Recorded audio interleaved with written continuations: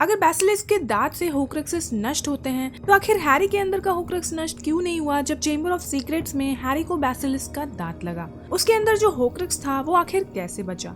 आज हम इसी सवाल का जवाब जानेंगे, इसलिए वीडियो को एंड तक जरूर देखना। तो चेंबर ऑफ सीक्रेट्स में जब हैरी उस बेसिलिस्क से लड़ता है, उसी दौरान उसे मारते वक्त उस बेसिलिस्क का दांत हैरी को लग जाता है। इसके बाद हैरी उसी दांत से टॉम रिडल की डायरी को नष्ट करता है और उसके जहर से वो डायरी नष्ट हो भी जाती है। उस बेसिलिस्क का जहर हैरी के अंदर फैलने लग जाता है, पर ऐन वक्त पर उस फीनिक्स के आंसू हैरी को बचा लेते हैं। पर जिस तरह उस बेसिलिस्क के जहर से वो डायरी नष्ट हुआ, उसी तरह हैरी के अंदर जो होक्रक्स था, आखिर वो उस जहर से नष्ट क्यों नहीं हुआ? तो इसका जवाब जानने के लिए हमें ये जानना होगा कि होक्रक्स आखिर कैसे काम करते हैं। तो होक्रक्स बनाने के लिए आपको अपनी आत्मा का एक टुकड़ा किसी ऑब्जेक्ट में छिपाना होता है और आत्मा के टुकड़े कत्ल करने से होते हैं। होक्रक्स बनने के बाद अगर कोई उस इंसान को मार भी देता है तब भी वो पूरी तरह से नहीं मरेगा, क्योंकि उसकी आत्मा का एक टुकड़ा उस ऑब्जेक्ट में सेफ रहता है। अब बात करते हैं कि होक्रक्सेस आखिर नष्ट कैसे होते हैं। ये बहुत इंपॉर्टेंट पॉइंट है। होक्रक्सेस को नष्ट करना आसान नहीं होता है, क्योंकि होक्रक्सेस पर ज्यादातर जादुई मंत्र काम ही नहीं करते हैं। होक्रक्सेस को सिर्फ बेसिलिस्क के दांत से और फाइंड फायर कर्स से ही नष्ट किया जा सकता है, क्योंकि ये दोनों किसी भी चीज को इस हद तक डैमेज कर देते हैं कि उन्हें दोबारा रिपेयर नहीं किया जा सकता।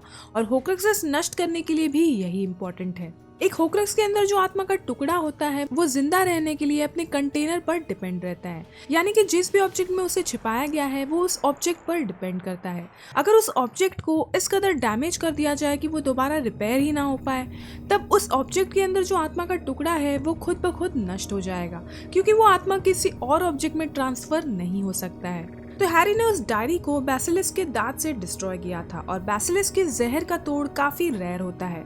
उस बेसिलिस्क के जहर से वो डायरी डैमेज हो चुका था, और अगर कंटेनर ही डैमेज हो चुका है तो उसके अंदर जो सोल है वो आखिर कैसे सरवाइव करेगा? इसी तरह से पूरी सीरीज में बाकी होक्रक्सेस भी नष्ट हुए। डंबलडोर ने उस रिंग को ग्रिफिंडोर की तलवार से डिस्ट्रॉय किया था, और ग्रिफिंडोर की तलवार उस रिंग को इसलिए नष्ट कर पाई क्योंकि हैरी ने उसी तलवार से उस बेसिलिस्क को मारा था, और वो तलवार हर उस चीज को सोखती है जो उसे ताकतवर बनाता है। जब हैरी ने उससे उस बेसिलिस्क को मारा तब ग्रिफिंडोर की तलवार ने उस बेसिलिस्क का जहर सोख लिया, इसलिए अब वो तलवार होक्रक्सेस को नष्ट कर सकती थी। उसी तलवार से वो लॉकेट नष्ट हुआ और नेविल ने नगीनी को भी उसी तलवार से मारा। वो डायडम फाइंड फायर कर्स से नष्ट हुआ, और वो कब भी बेसिलिस्क के दांत से ही नष्ट हुआ। पर हैरी का केस अलग है, क्योंकि हैरी एक लिविंग थिंग था, वो एक ऑब्जेक्ट नहीं था।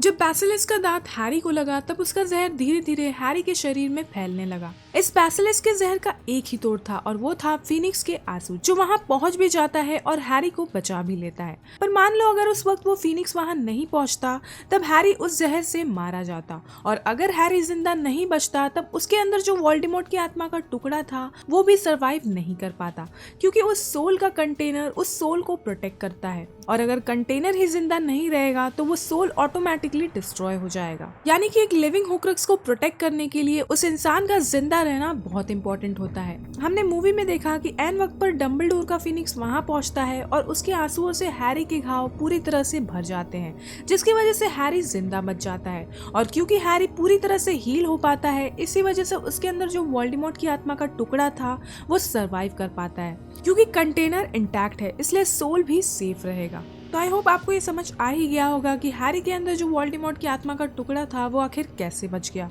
अगर आपको ये वीडियो पसंद आया तो इसे लाइक और शेयर कर देना, और चैनल को सब्सक्राइब करना मत भूलना।